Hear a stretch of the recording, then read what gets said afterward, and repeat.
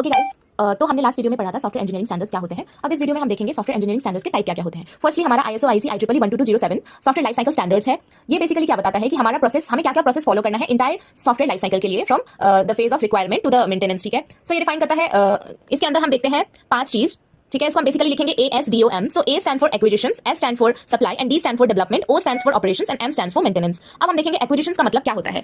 So acquisition is getting और requesting the software. Example के लिए हम एक कंपनी डिसाइड करते हैं, ठीक है, हमारा एक कंपनी डिसाइड कर रहा है कि उनको एक न्यू सॉफ्टवेयर या न्यू सिस्टम चाहिए, तो वो हुआ एक्विजिशंस। सो अब सप्लाई क्या होता है, डिलीवरिंग द सॉफ्टवेयर। ठीक है, now the development company is building it for supply. ठीक है, अब सप्लाई हो जाने के बाद हम डेवलपमेंट में जाते हैं। सो डेवलपमेंट क्या होता है, ठीक है, डेवलपमेंट होता है designing, coding and creating the software. ठीक है, हम सॉफ्टवेयर को डिजाइन करेंगे, क्रिएट करेंगे, कोड करेंगे, जो भी होगा हमारा फाइनल सॉफ्टवेयर बनके तैयार हो जाएगा। उसके बाद नेक्स्ट हमारा आता है ऑपरेशन। अब ऑपरेशन में क्या होता है, ऑपरेशन में हमारा, हम उस सॉफ्टवेयर जो हमने बनाया है, ठीक है, उसके डिलीवरी के बाद उसको हम यूज करते हैं। Okay, so we will be using our software in the phase operation phase. The next phase is maintenance. So here what we will do during the maintenance phase, हम जो भी हमारे सॉफ्टवेयर यूज करने पे bugs आ रहा है उसको हम फिक्स करेंगे, कोई भी अपडेटेड फीचर्स हमें ऐड करना है तो उसको हम ऐड करेंगे। ठीक है, so why do we need this standard, because throughout all the stages this standard gives guidelines on how each step should be plan, documented and control to avoid जो भी हमारा प्रॉब्लम्स और आ रहा है, कोई भी इशू आ रहा है, उस कॉम्प्लिकेशंस को अवॉइड करने के लिए हम ये वाला स्टैंडर्ड यूज करते हैं। नेक्स्ट हमारा सेकंड टाइप ऑफ स्टैंडर्ड है ISO 9001, ISO 9001/ISO IEC 9003। Okay, so अब हम इसमें, ये हमारा डील करता है किससे, this tells us about quality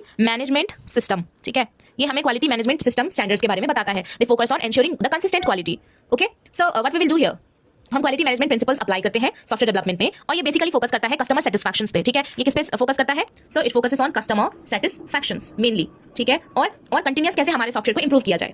ठीक है, बस इसके बारे में इतना ही काफी है। The next standard is software quality standards. So it is ISO IEC।